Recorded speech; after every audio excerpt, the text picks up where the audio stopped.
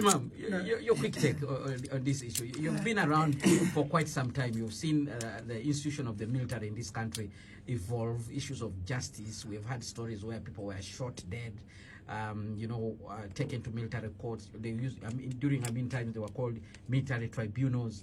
Maybe you can share with us, is it necessary to have these courts in place? And if yes, should they be trying civilians in exceptional circumstances? Allow me first of all to appreciate and thank the gurus of law for putting us into a perspective whereby even an ordinary mind that cares could easily pick something. Number one, all lawyers, they agree when they are making laws. They look at the objective and the spirit in which it's made. And that is very critical. The way, now look, we are discussing a bill that contains very important issues pertaining to our children in the service of the army. But all our attention now will go to this one section or one area where people are concerned. He has highlighted, if you look at the cover by the Minister of Defense, the first 1 or 2 pages, the details it has. Actually, most of it is health, welfare, what. Then, good things. We come to the courts. The very first question was, is the military, is it a court or it is a disciplinary committee which handles indiscipline within the forces? And the indiscipline within the forces is specific, it is known. You are deployed, you have not done your work. Okay? Or you may be deliberately, you can maybe deliberately be working with an enemy. You are also on the mission, then you sabotage by working with an enemy, as you have put it. All those can arise. But some of the issues highlighted in this bill, in the section that is talking about these courts, I am astonished because they said murder is one of them, aggravated robbery, kidnap with intent to murder, treason, misappropriation of treason, or cattle rustling. You see, for example, cattle rustling simply means you're armed and no. What does it mean? No, among the Karamojong culture, cattle rustling does not mean what you people call it. Mostly actually to them, it was like a game. And a game intended to bring people get committed on how to protect their animals. And whenever they did it, they never took them forever, no. They could keep for the tough, and then they come and discipline you. So tell you are not very careful.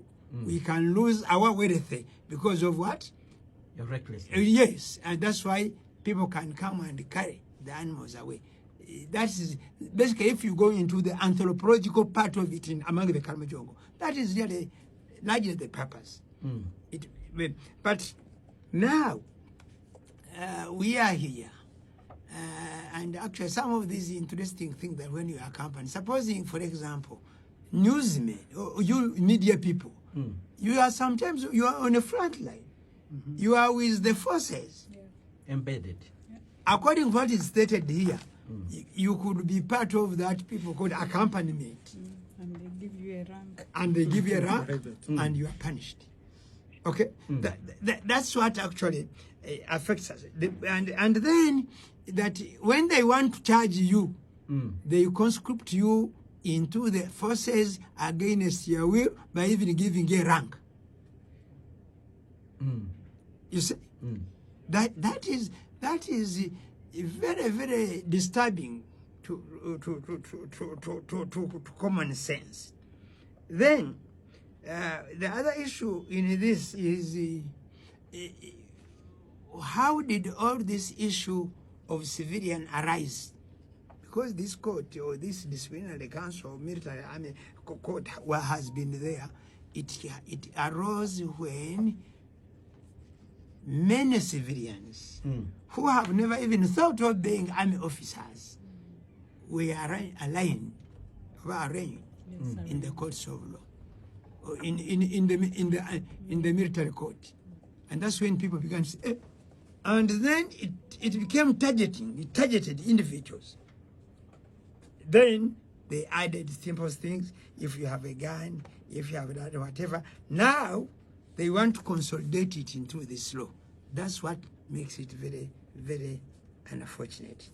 The other thing is that, to me, I look at it as a biased.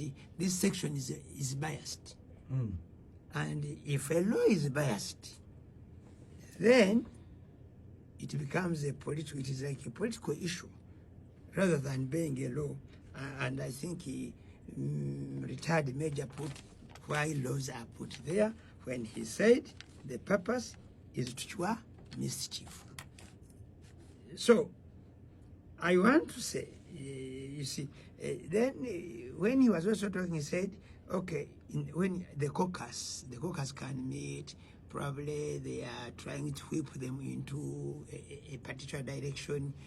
And previously, our history. You actually said the government will be explaining. And when they have been summoned in that manner, on many occasions, they have not done this country justice.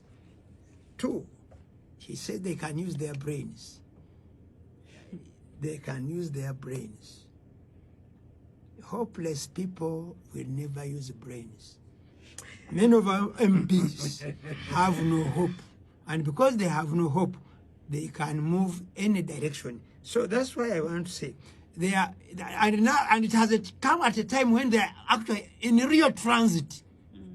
You know, all of us here, we have boarded a plane one time.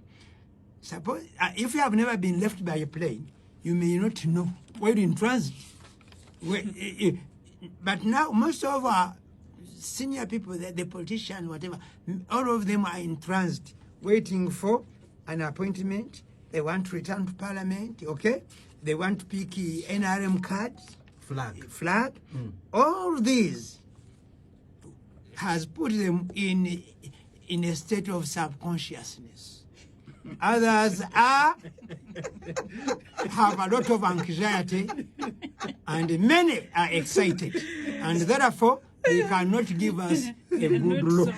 Spectrum Extra on Radio 1 FM 90. Let's go for a break now. That is vintage Imam in Kasozi. When we return, we'll get the views from the people and also some of this discussion, but also look at the implications, the human rights and political implications as we head towards the 2026 general election. Stay tuned, Radio 1 FM 90. We'll continue after this break. You already have